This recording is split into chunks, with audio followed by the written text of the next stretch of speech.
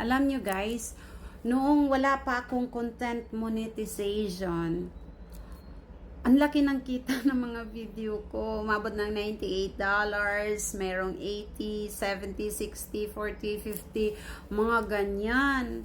Pero ngayon, 0.01, 0.02, 0.03, 0.04, ganyan ang kita ng mga video ko. Kahit million views pa, kaloka. So guys, ready na ang flight. Ahay, ahay. Sana naman tayo nito pupunta. Hahahay. Woo, tatatakan na naman ang ating passport. Pansin ko lang, ang sarap-sarap sa feeling kapag wala kang inggit sa katawan.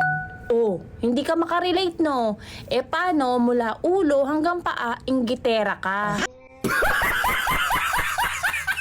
Matagal na ako sa abroad, bakit na wala akong ipon? Diyos ko. Yodi Ponggol, may nag-message kasi sa akin, manghiram ng pira. Tapos sabi ko, wala akong may pahiram. Sabi niya, ha? Matagal ka na sa abroad, wala ka talagang ipon kahit kunti. Ay sana all, hiyang-hiya naman ako. Tapos meron din akong isang kaibigan. Nag-message sa akin, manghiram daw ng pira at wala na naman akong may pahiram. Diyos ko por santo. Noon, mahilig yan sila mag-heart-heart sa post ko. Pero nung tinanggihan ko na wala akong may pahiram, ngayon hindi ko na sila makita. Bahala ko sa buhay nyo. Ang mahalaga, ambisyosa tayo kahit walang ipon. Diba guys? Wala namang bayad, mangarap ng gising. Ang expectation kasi ng iba, abroad kami, hayahay ang buhay at maraming pira. Pero ang totoo niyan, ang sahod namin dito sa abroad, sakto lang, minsan kulang pa. O diba?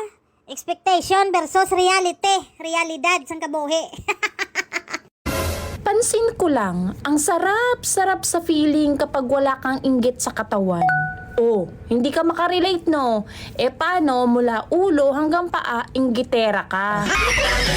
Binabago ba ng pera ang isang tao? Basta ako, may pera o wala, masama talaga ugali ko. Bagong Pilipinas, bagong mukha. Presidente natin nagdugo ang ba.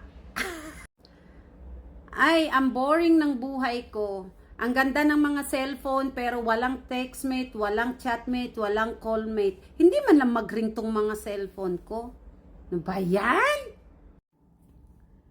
Hindi ko ma-imagine yung pinatawag nila ang team ni Meta.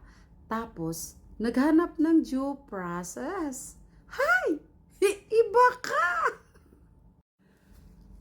Curious lang ako. Sobrang curious. Bakit pinalabas ni Cheese yung kinontem na sila Kanilaw? May tinatago ba sila? Curious lang talaga.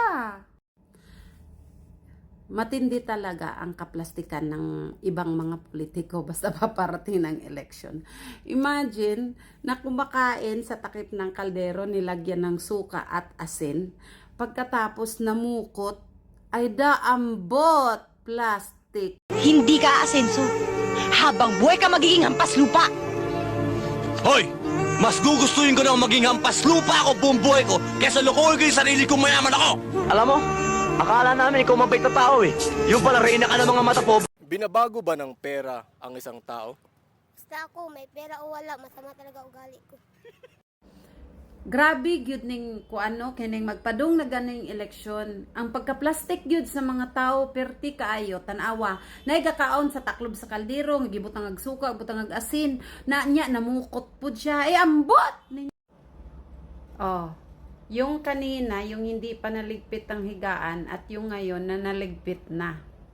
So yan, matino na ang higaan. Kanina sobrang kalat. Ay